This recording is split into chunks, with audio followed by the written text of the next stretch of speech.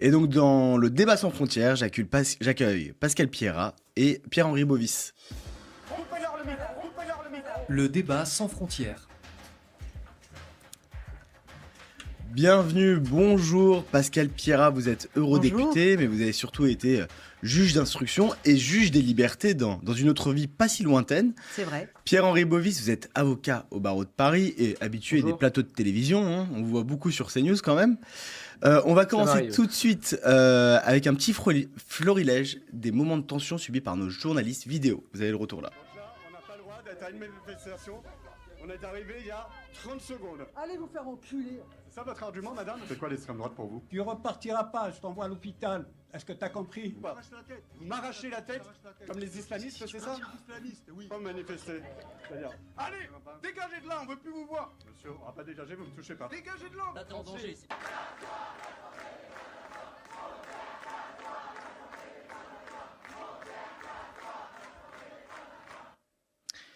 Eh bien, première question. Est-ce que la gauche se croit tout permis? Madame Pierrat. Elle dispose d'un écosystème qui, en effet, mais depuis des années, laisse à penser qu'elle se croit tout permis. On est dans l'impunité totale. Enfin, là, dans la séquence que vous venez de montrer, on est au cœur de l'Assemblée nationale. Et là, il y a un comportement insurrectionnel dans l'Assemblée nationale. C'est parfaitement inacceptable. On laisse faire, et je vous rappelle la réaction de Yaël Braun-Pivet, qui est absolument pas à la hauteur. De toute façon, Yaël Braun-Pivet n'est pas une femme d'autorité, c'est évident, et qui explique que les journalistes de Frontières se sont mis en scène et qu'on va réfléchir sur la prochaine accréditation. Enfin, on marche sur la tête. On marche sur la tête. Mais ce qui s'exprime là, si vous voulez, c'est évidemment des années d'impunité. C'est un climat de terreur et un climat dogmatique en réalité qui vient de l'extrême gauche et qui est véritablement sa marque de fabrique.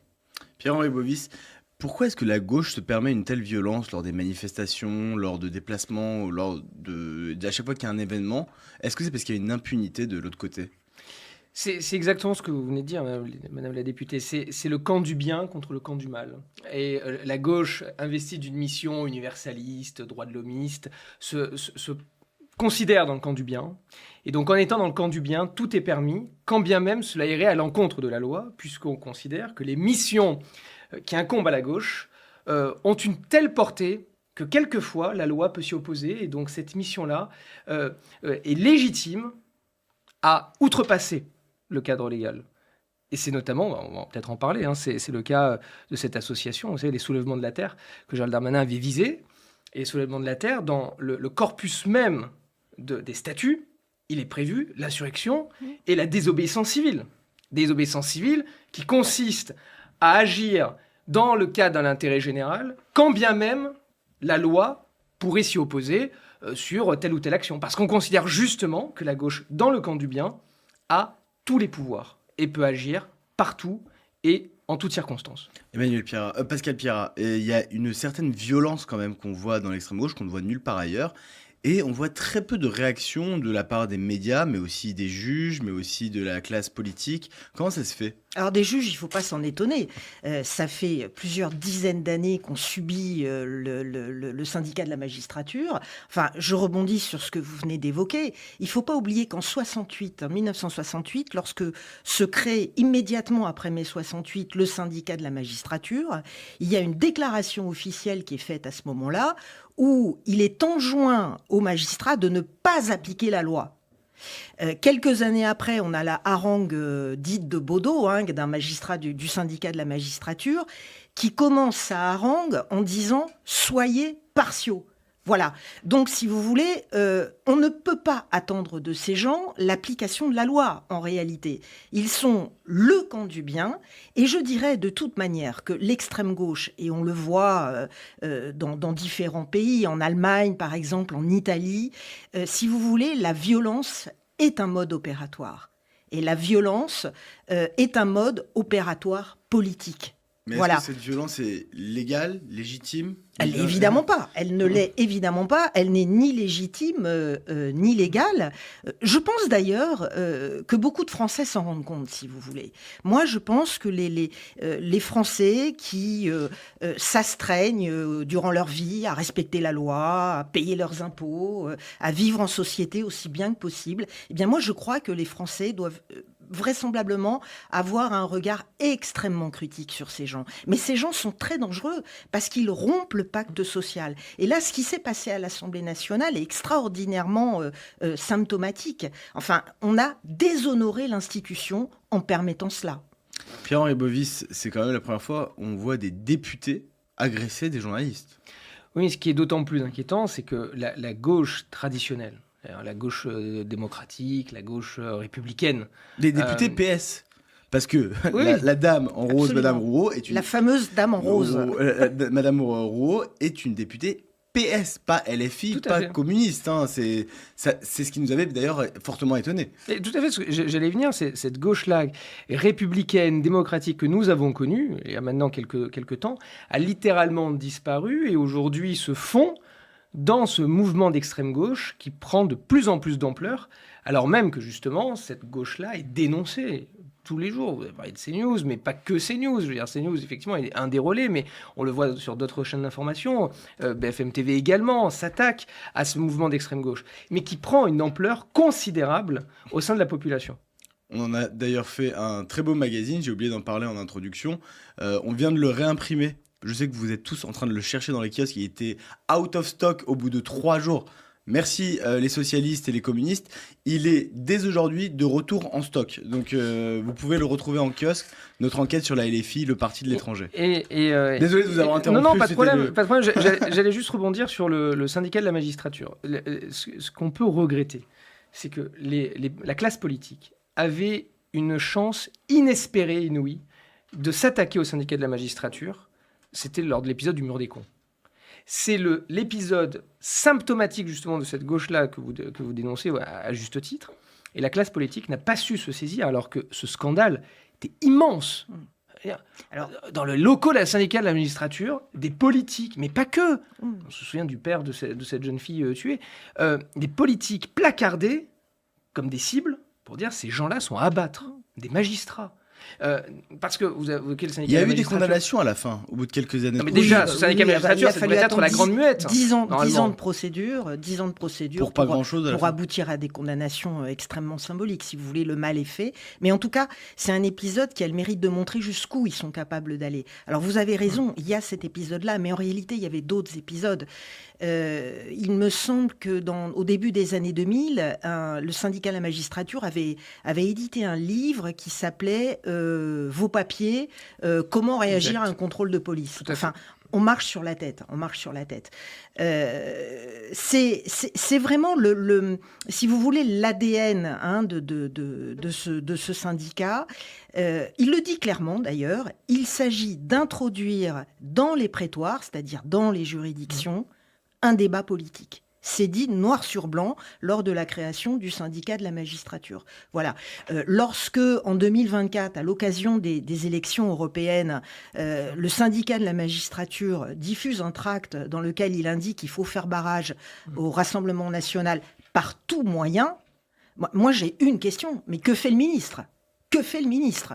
Parce que si vous voulez, moi je ne suis pas contre le fait que des magistrats se réunissent pour évoquer des problèmes de corps. Bon, d'ailleurs c'était le cas avant le syndicat de la magistrature, il existait des associations professionnelles sous forme associative, donc ça posait pas de problème.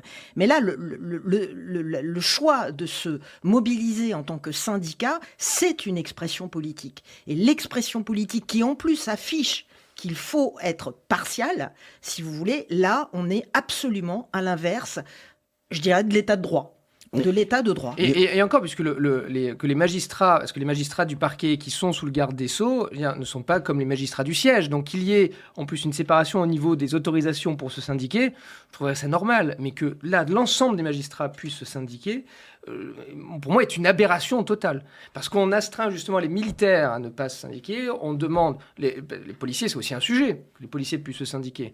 Mais pour moi, ce serait de la grande muette. C'est que ceux qui sont au service de l'État et qui doivent être impartiaux ne peuvent pas se syndiquer. Ou alors seulement à des missions bien spécifiques pour œuvrer... réfléchir à l'organisation du corps. Exactement.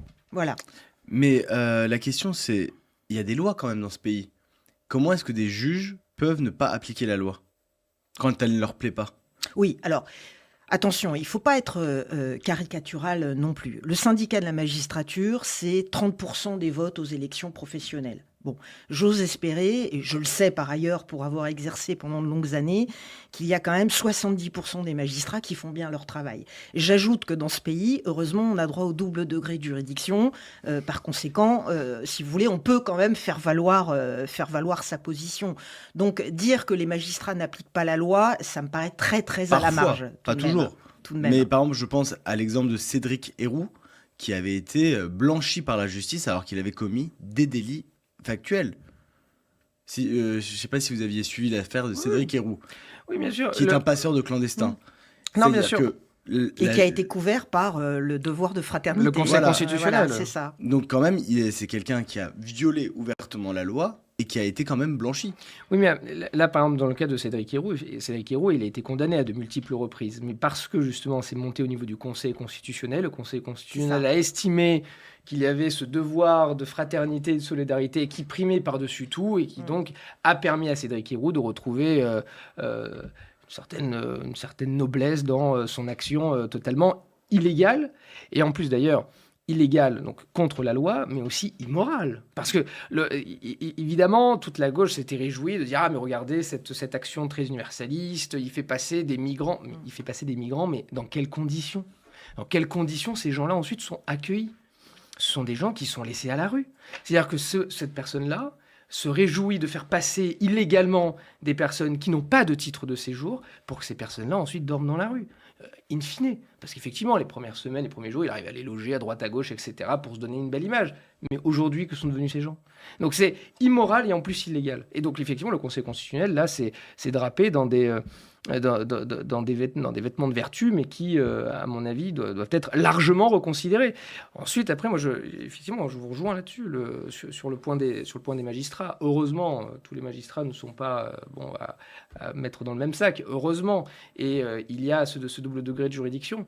Mais pour répondre à votre question, les textes sont faits pour être appliqués, mais aussi sont faits pour être interprétés. Et quelquefois, et vous avez été juge des libertés, on le voit avec ce fameux article 144 qui permet le placement en détention provisoire, et on a des textes qui sont largement détorqués et interprétés au cas d'espèce. Et alors, on peut vous faire dire ce qu'on veut, un texte de loi, et vous avez été juge. Donc lorsqu'on veut absolument condamner quelqu'un à partir d'un texte, on peut le faire. Et si on veut le relaxer ou si on veut le placer en détention ou ne pas le placer en détention, on peut le faire aussi. Là, tout dépend après de comment vous interprétez le texte au cas d'espèce. Oui, et puis je dirais, si vous permettez, que ça dépend aussi de la façon dont est gérée la politique pénale. Bien Parce sûr. que, si vous voulez, évidemment, il y a un pouvoir d'interprétation, évidemment, il y a quelques décisions qui peuvent heurter, qui peuvent ne pas être comprises, mais que fait le ministère public, que fait le parquet? Est-ce qu'il fait appel de ces décisions? Eh bien, je vais vous dire, et vous le savez comme moi, la plupart du temps, il n'en fait pas appel. Tout à Voilà. fait. On va écouter un autre élément sonore pour l'avocat Pierre Gentier. L'extrême gauche profite d'une certaine conciliance de la justice. Ça que je ne supporte pas, c'est le deux poids, deux mesures. Quand l'extrême gauche, parce qu'en vrai, je vais vous dire une chose, il n'y a qu'une seule violence politique significative en France, c'est la violence de l'ultra-gauche, de l'extrême-gauche. C'est celle-ci qui doit faire l'objet de la répression la plus implacable de l'État, des dissolutions. Qu'est-ce que vous en pensez? Moi, je suis évidemment parfaitement d'accord. Le phénomène de grande violence qui existe, oui, c'est celui de l'extrême gauche, ça, il n'y a pas de doute. Il y a sans doute, oui, quelque chose qui relève un peu de la tolérance pour certaines décisions, ça c'est évident, mais là encore une fois, il y a un double degré de juridiction, il y a un parquet qui doit aussi veiller à ce que l'ordre soit maintenu. Quand on n'est pas d'accord avec une décision, on en fait appel jusqu'à ce qu'on obtienne une position qui soit conforme à ce qu'on attend en fait. Mais vous voyez, tout à l'heure, j'évoquais les soulèvements de la Terre. Ce qui est quand même hallucinant dans cette histoire, c'est que le rapporteur public s'était positionné pour la dissolution de cet organisme. Et donc, c'était associé à Gérald Darmanin. Sur les violences impulsées par ce mouvement, revendiquées par certains de ses membres également, et ensuite par le corpus même des statuts qui indique qu'il y a cette règle de désobéissance civile compte tenu des missions écologiques qui étaient données. Mais le Conseil d'État, par exemple, là, dans l'interprétation des textes, a considéré que la provocation était à relativiser, que ce n'était pas vraiment de la provocation, que les violences pouvaient être attribuées effectivement à certaines personnes qui se revendiquaient des soulèvements de la Terre, mais donc n'étaient pas directement engendrées par les soulèvements de la Terre, et donc a écarté la dissolution, a annulé le décret de Vous dissolution. voyez, là, on est sur le plan administratif. On parlait du juge judiciaire. Bon, je vous ai expliqué un petit peu ce que j'en pensais. Mais il y a également tout ce volet administratif qui est extrêmement permissif. C'est évident. Hein. Et il y a le parquet dont on parlait tout à l'heure. Est-ce que le parquet a aussi des problèmes de gauchisation ? Est-ce que certains parquetiers ont une idéologie Bien sûr. Et puis, même, je vais vous dire, au-delà de l'appartenance au syndicat de la magistrature, puisque c'est lui dont on parle, vous avez des magistrats qui vivent en milieu urbain. Ce sont pour beaucoup de jeunes urbains. Voilà. Et on sait quels sont les votes des jeunes urbains. Voilà, sans appartenir au syndicat de la magistrature, il y a une espèce comme ça d'ambiance, si vous voulez, qui n'est pas une vision de la réalité, en fait, telle qu'elle est perçue par nos concitoyens, en fait. Voilà, tout simplement. Et au niveau des avocats aussi, donc en fait, il y a quand même tout un écosystème de gauche dans le monde judiciaire, avocats, parquet, juges, conseil constitutionnel, conseil d'État. Ah oui, avocat, oui, l'avocature est largement imprégnée de cette gauche-là qui veut se donner des bonnes missions universelles et qui se considère aussi dans le camp du bien, effectivement. Et qui est très urbaine également. Qui est aussi très urbaine et j'ai envie de dire aussi, même la mission de l'avocat était totalement dévoyée à des considérations très politiques, parce qu'on considère que très souvent d'ailleurs même ces avocats de gauche considèrent qu'il ne faut surtout pas mélanger entre le rôle de l'avocat et le client, sauf que à l'évidence il y a des avocats aujourd'hui qui se donnent pour mission vraiment des missions politiques et non plus des missions juridiques. Je pense notamment à certains avocats bien spécifiques qui s'inscrivent sur la longue durée dans les défenses de personnes qui sont visées pour violence contre l'autorité, contre les policiers, par exemple, mais il y en a d'autres. Mais vous avez en fait toute une idéologie qui infuse finalement depuis les années 60 en fait, et qui a atteint tous les degrés, tous les étages décisionnels finalement. Voilà. Donc évidemment aujourd'hui on se trouve en grande difficulté, et j'ajoute, et ça c'est pas souvent relevé dans le droit national, qu'on est également totalement préempté par les règles qui viennent de l'Union européenne et de la Cour européenne des droits de l'homme, et qui imposent aussi ce type d'idéologie. Alors en parlant de ça, par exemple, aujourd'hui, dans les CRA, on ne peut retenir les clandestins que 90 jours, alors que l'Union européenne autorise 180. Donc la France va parfois même plus loin que les règlements du Parlement européen. Absolument. Contre les intérêts de la France, d'ailleurs. Oui. Mais alors là, il y avait eu un débat sur la question de la durée du séjour en CRA, qui était de dire, est-ce qu'on les garde plus longtemps et ça nous coûte plus d'argent en termes hôteliers, finalement, ou pas ? Parce qu'il faut rappeler qu'une journée en CRA coûte 600 € à peu près par personne, par clandestin dans un CRA. Mais c'est tout le sujet, c'est qu'effectivement, vous les gardez 180 jours, mais si au bout du 180e jour, vous n'avez toujours pas votre laissez-passer consulaire, il ressort. Mais les gens sont quand même plus en sécurité pendant 180 jours. On est d'accord. Mais en fait, c'est le sujet. À condition qu'on puisse les retenir, puisque vous savez que la loi, actuellement on a 4 prolongations possibles dans un centre de rétention. Quand vous parvenez à la 3e prolongation, les conditions sont drastiques pour pouvoir maintenir quelqu'un en rétention administrative. Attention, c'est tout le sujet de l'affaire Philippines d'ailleurs. Exactement. Par rapport à la formation des juges, aujourd'hui, c'est l'École nationale de la magistrature qui forme. Est-ce qu'il y a un problème au niveau même de la formation des juges? Bon, écoutez, je vais vous dire ce que j'en pense franchement. Moi, j'ai été avocat avant de devenir magistrat et j'ai intégré la magistrature et j'ai fait l'école. Bon, si vous voulez, l'école m'a pas transformée. Voilà. Moi, je pense qu'il y a quelque chose qui relève d'une vue de l'esprit. Pourquoi ? Parce que quand on intègre l'école et qu'on a déjà 20, 22 ans, si vous voulez, le corpus politique, il est quand même déjà là. Quand on a des idées politiques, elles sont déjà là. Quand on est issu d'un certain milieu, on en a déjà adopté le mode de pensée, etc.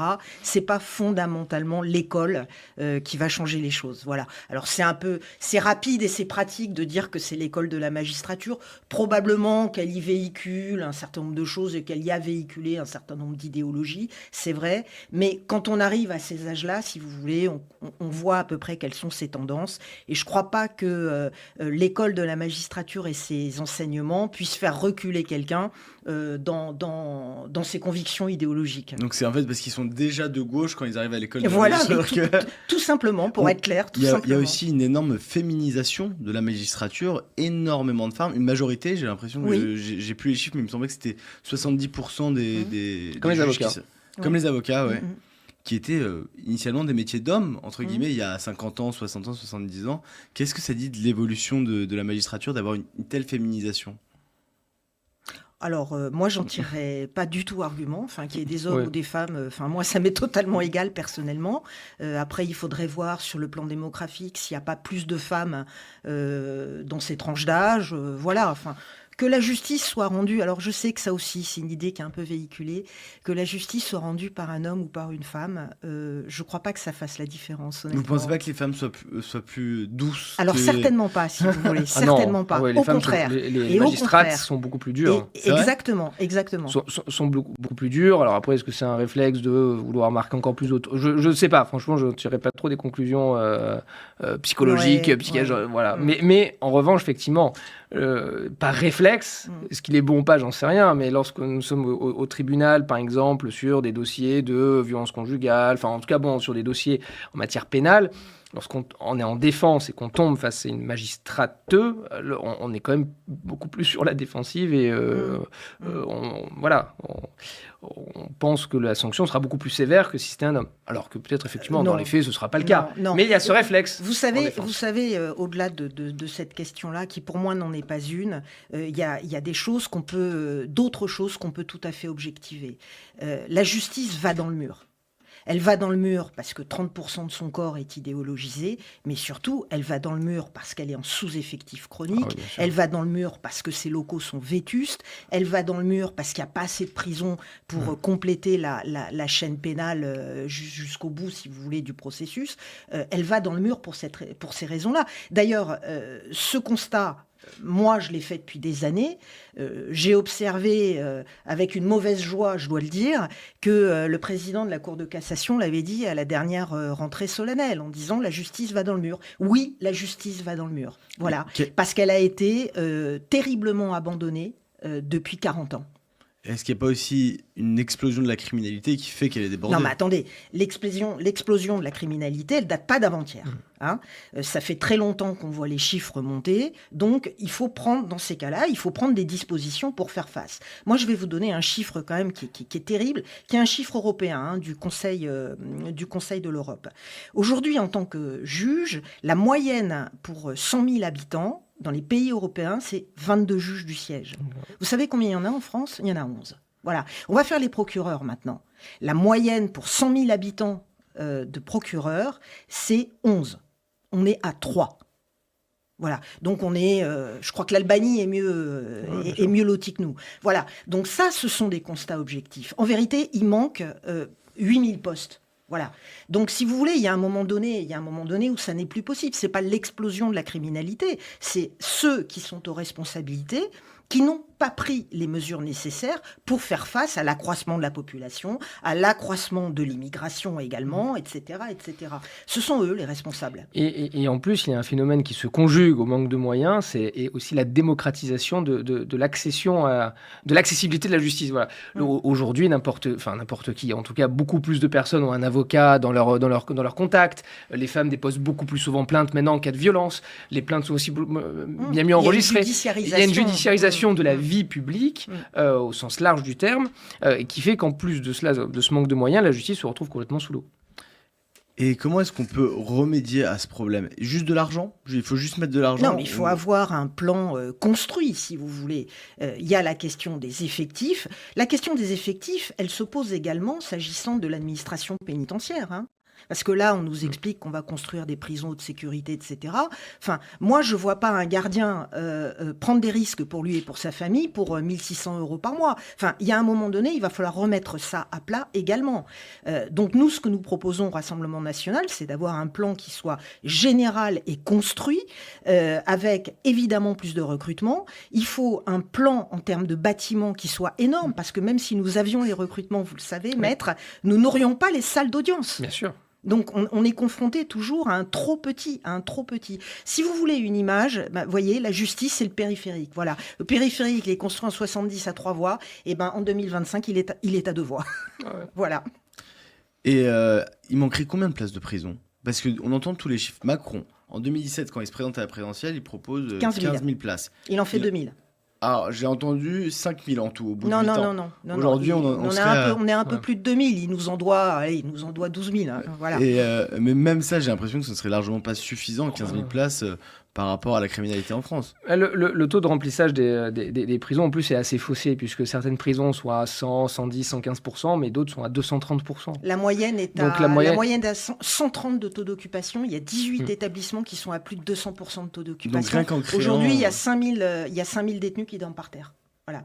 Donc même en créant 30 000 places, en réalité, on ne ferait que combler Non, mais après, si vous voulez, il faut repenser le système pénal. Enfin, Ouais. Je pense que là, il est Tout à temps fait. aussi de repenser. Nous prenons par exemple les peines courtes. Alors, on est heureux de voir que maintenant, tout le monde est d'accord avec ça. Parce que si vous voulez, la réalité commence à s'imposer à tous les hommes politiques quand même. Donc, il y a la question de la gestion des peines courtes qui peut être aussi une solution avec un meilleur roulement, en fait. Des peines courtes, mais aussi des peines systématiques, mais qui aussi sont prononcées tout de suite. C'est le problème de célérité. C'est ça. Également en France, c'est que certaines fois, aujourd'hui, vous avez une personne parfois qui peut être condamnée donc, à une peine effective de prison, mais après 1 ou 2 ans, les faits. C'est les Oui, faits. et puis vous avez un système qui consiste à se dire qu'il faut attendre avant de mettre en prison. Donc finalement, Pourquoi? Parce qu'on se dit que la personne va s'amender, qu'elle va rentrer dans... Voilà, elle va rentrer dans une certaine normalité et qu'on va encore lui donner une chance. Hein. C'est la politique de la chance. Parfois, la politique de la chance, je vous assure, c'est pas de laisser les gens libres. Hein. Mais bon. Donc, si vous voulez, quand le ferme monte, quand on finit par condamner fermement quelqu'un, il va purger les 10 condamnations qu'il y a derrière. Donc là, pour le coup, il va passer un très long temps en prison. Et il sera en effet très éloigné des faits d'origine. Et les systèmes de remise de peine où en réalité on fait que la moitié de sa peine en prison aussi. Oui, mais ça, c'est pareil. La vérité vraie, c'est que ça obéit à la règle du roulement. Si vous voulez, comme on ne sait plus quoi faire des gens, comme il faut libérer des places pour en mettre d'autres, etc., on invente des systèmes à partir desquels, à la moitié de la peine, éventuellement, si le juge est d'accord, etc., on peut sortir de prison. Mais le problème est même plus général. Vous le savez, maître, en correctionnel, quand on prononce une peine aujourd'hui, dans plus de la moitié des cas, la peine n'est pas celle qui va être exécutée, parce qu'elle va être automatiquement transformée par le juge de l'application des peines. Alors on va convertir en jour-amende, etc., etc. Mais tout ça, si vous voulez, ce sont des succès d'années pour se faire croire qu'on arrive à établir un roulement. Bon, à la fin, la personne qui est condamnée, elle ne comprend plus à quoi elle a été condamnée. Alors, je ne vous parle pas des victimes qui entendent que la personne va faire de la prison et qui se rendent compte qu'elle ne va pas en faire. Enfin, voilà. À la fin, on est très très loin de ce qui a été requis et de ce qui a été prononcé. C'est dramatique pour tout le monde. Quelquefois, pour la personne qui est condamnée, qui va en prison, mais bien longtemps après les faits, encore en plus si la personne-là s'est réinsérée entre-temps, donc c'est un drame aussi sur la réinsertion. Et à côté de ça aussi pour les victimes qui se retrouvent totalement démunies face à une justice qui ne répond pas à sa première mission. Alors vous avez noté le jeu de bonneteau de Gérald Darmanin, qui, après nous avoir gratifié d'une politique exemplaire quand il était ministre de l'Intérieur, vient maintenant nous expliquer comment il faut faire en matière judiciaire. Alors, il vous explique qu'il y a 20 000 détenus en trop. C'est pas grave. Les 20 000, il se trouve que c'est des étrangers. On va leur faire la peine ailleurs, etc., etc. Enfin, les choses sont pas si simples, en fait. Les choses ne sont pas si simples. Et quelle serait donc la solution? Par exemple, aujourd'hui, on a quand même 25% des prisonniers dans les prisons françaises qui sont étrangers, qui ont la nationalité étrangère. Je ne parle même pas des binationaux. Est-ce qu'il n'est pas possible de leur faire leur peine de prison ailleurs? Non, mais c'est pas si simple. Vous avez deux régimes en l'espèce, et ça, il faut quand même que les gens arrivent à se le dire. Personne n'est magicien dans cette affaire. Il y a des textes qu'il faut appliquer. Quand on est un ressortissant de l'Union européenne, en effet, un Portugais, on peut le renvoyer chez lui pour qu'il fasse sa peine. Bon, d'accord. Mais hors Union européenne, ce sont des conventions bilatérales, et tout ça ne se fait qu'avec l'accord de la personne. Alors vous imaginez Ah non, mais bien... je pensais pas aller envoyer dans leur pays, je pensais leur faire leur peine sur les îles Kerguelen, par exemple. Oui, enfin là, c'est vraiment irrespectueux pour les habitants des îles Kerguelen. Ah, il n'y a personne sur les îles Kerguelen. Non, mais bon, enfin, non. C'est mais pas non, Saint-Pierre-et-Miquelon, c'est vide. Les îles Kerguelen, c'est au nord de l'Antarctique, il n'y a vraiment personne. Oui, enfin bon. Non, mais en fait, est-ce qu'on pourrait pas les éloigner du territoire? Non, mais attendez, parlons sérieusement de cette histoire. Aujourd'hui, si vous voulez faire à un ressortissant hors UE sa peine dans son pays, il faut que le type l'accepte. Bon, il faut que les autorités l'acceptent. Vous imaginez bien qu'on n'arrive déjà pas à renvoyer les OQTF. À quel moment vous avez pensé qu'on allait les mettre en prison là-bas?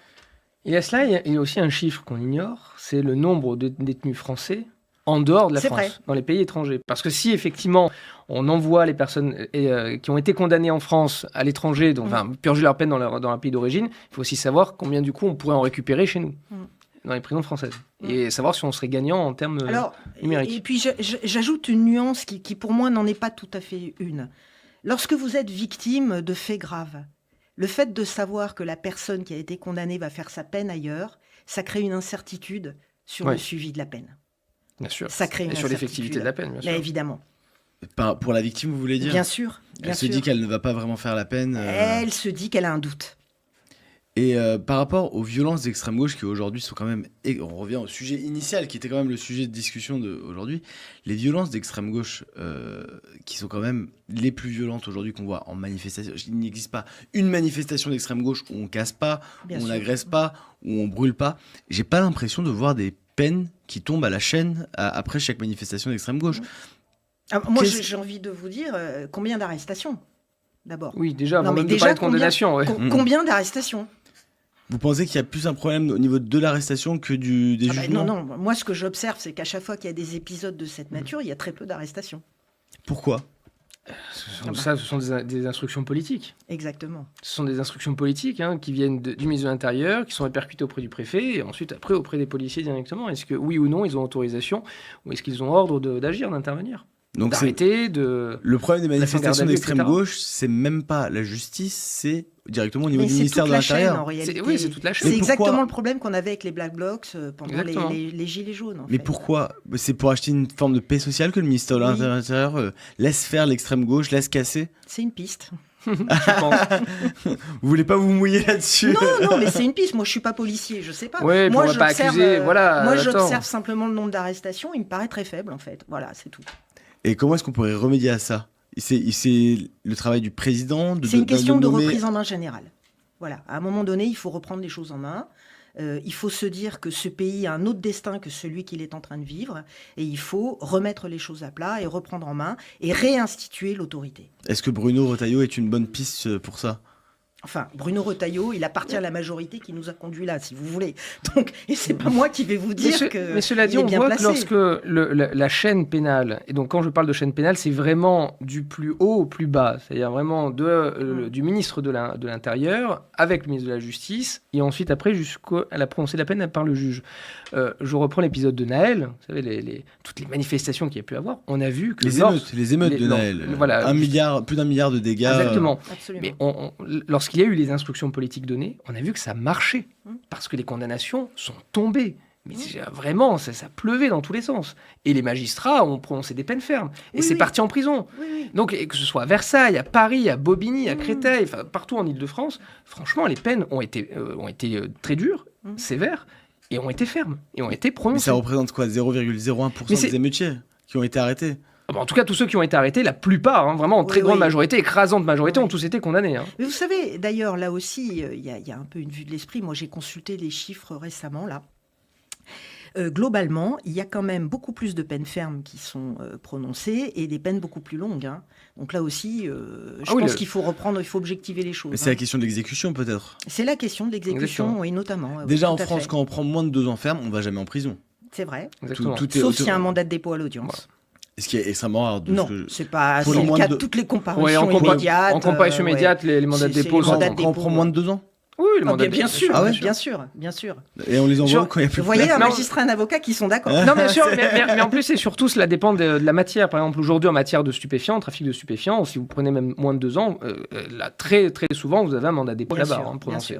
Parce que après, ce sont des faits, il y a des faits de société, il y a des politiques pénales qui sont instruites. Donc, en matière de stupéfiants, vous savez que vous avez très grande chance de partir en détention, déjà en détention provisoire avant le jugement, et ensuite après en mandat de dépôt. Donc voilà, si maintenant vous tombez pour violence conjugale, il y a et que vous êtes condamné à moins de 2 ou moins de 3 ans, il y a peu de chances que vous allez en détention. Enfin voilà, ça dépend après des matières, ça dépend aussi des matières domaines. Et ça dépend du mode de poursuite. Quand vous allez en comparution immédiate, effectivement, la plupart du temps, vous avez déjà été incarcéré par le JLD avant.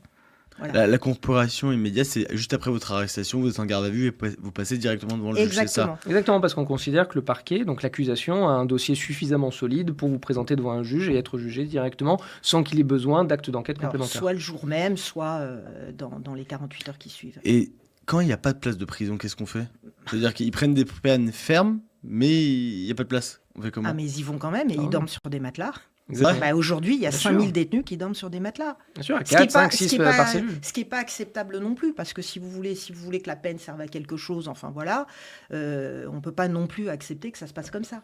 Oui, parce que la prison a ce rôle d'écarter un individu dangereux pour la société, mais aussi de pouvoir le réinsérer derrière, lui faire comprendre le sens de la peine, mais ensuite, après que cet individu, lorsqu'il sort de prison, ne retombe pas dans la délinquance et ne récidive pas. Donc c'est tout un rôle aussi de réinsertion. Sont quand même assez monstrueux en France. C'est très important, et c'est pour ça aussi que vous avez aussi cette musique qui tend à dire que la prison est criminogène, parce que compte tenu des conditions diplômés. Compte tenu des conditions de détention qui sont très dures, et de les fréquentations aussi, puisque quand vous êtes à 5-6 dans une cellule, évidemment... Vous êtes nécessairement mélangé vous à êtes dans plus une fort cocotte, que vous, bien sûr. Et lorsque vous sortez de détention, vous avez de très grandes chances de retomber dans la récidive. Enfin, dans la délinquance et donc de récidiver. Et j'avais une autre question que j'ai absolument oubliée. Quand on parle comme ça. Par rapport au nombre de places de prison, combien il nous en faudrait en plus, factuellement, aujourd'hui ? Au minimum 15 000. Minimum 15 000 ? Minimum 15 000. Pas plutôt 50 000 ? Non, mais écoutez, après, on va fantasmer une société où tout fait emmène en prison. Enfin, je pense à l'exemple de Bukele au Salvador, qui a mis absolument tous les criminels de gang en prison et qui est passé du pays le plus criminogène d'Amérique du Sud à l'un des plus sûrs du monde. Je suis pas sûr que tout soit transposable, en fait. Est-ce qu'on n'a pas aujourd'hui quand même une délinquance, trafic de drogue, qui entraîne des homicides, des violences, qui est rapprochable à celle des gangs d'Amérique du Sud aujourd'hui ? Une cartélisation du trafic de drogue en France qui ferait qu'on aurait peut-être besoin des solutions de l'Amérique du Sud. Le problème du trafic de drogue, après je serais plutôt Madame la députée intervenir sur ce plan, mais c'est pas un problème national, c'est surtout un problème international, européen, international, parce qu'aujourd'hui vous avez beaucoup de têtes de réseau qui ne sont pas en France. Vous avez évidemment de la chair à canon aujourd'hui qui est utilisée en France, que vous pouvez incarcérer, mais de toute façon qui se reproduira de toute manière par une nouvelle génération qui prend le relais. Donc je ne sais pas si vraiment le tout carcéral pourrait fonctionner dans ce domaine-là, tant qu'il n'y a pas une vraie coopération européenne à minima. Alors il faut des coopérations, parce qu'évidemment c'est totalement transfrontalier, transnational, etc. Pour moi, la question... Alors moi, je ne parle pas de narcotrafic, parce que ça aussi, c'est pour nous faire croire que ça date d'avant-hier. En vérité, ça s'appelle du trafic de drogue. Hein, et puis, on a vu son augmentation depuis les années 70. Donc, encore une fois, tout ça n'est pas nouveau. Moi, je considère que c'est une priorité nationale. Sur le plan de la santé publique, c'est évident. Vous avez un nombre de gens qui sont hospitalisés dans les hôpitaux psychiatriques qui sont atteints de schizophrénie liée à la consommation de drogue. C'est absolument terrible. C'est un facteur de désinsertion sociale, puisque vous avez affaire à des jeunes après qui ne sont plus capables de rien. Et puis, évidemment, avec le cortège de violence qui va avec, etc., au niveau des trafiquants. Moi, je suis pour une politique de zéro tolérance en la matière. Zéro tolérance en la matière. Aujourd'hui, vous avez 2% du fret maritime qui est contrôlé, par exemple, sur les arrivées de cocaïne. 2%. Mais c'est rien, 2%. Donc là, si vous voulez, il faut mettre le paquet. Il faut mettre le paquet. Certains proposent la légalisation de la drogue comme solution. Oui, bien sûr, on peut aussi légaliser le viol, comme ça on aura plus de violeurs en prison, enfin, ça libérera des places. Enfin, tout ça, la libéralisation de la drogue, quand on voit les effets sociétaux, les effets individuels que ça a, mais c'est criminel, c'est criminel. Et puis ce n'est pas au rôle de l'État de réguler la drogue. Et ce n'est pas non plus au rôle le rôle de l'État d'accompagner... pour le tabac et l'alcool déjà. D'accompagner... si vous voulez, fumer un paquet de cigarettes n'a jamais donné lieu à des crises de schizophrénie. Hein. Exactement, ce ne sont pas les mêmes effets. C'est pas les mêmes substances, c'est pas le même écosystème économique, c'est pas le même écosystème délinquentiel par définition. Donc absolument rien à voir. C'était la dernière question que j'avais pour vous. Merci beaucoup. Merci à vous. Merci. Pascal Pierrat, vous êtes eurodéputé, ancienne magistrate, merci d'être venu. Pierre-Henri Bovis, vous êtes avocat au barreau de Paris. On espère vous revoir très bientôt. C'était une première pour vous d'ailleurs. Absolument. C'était un plaisir. Je vous laisse y aller. Merci.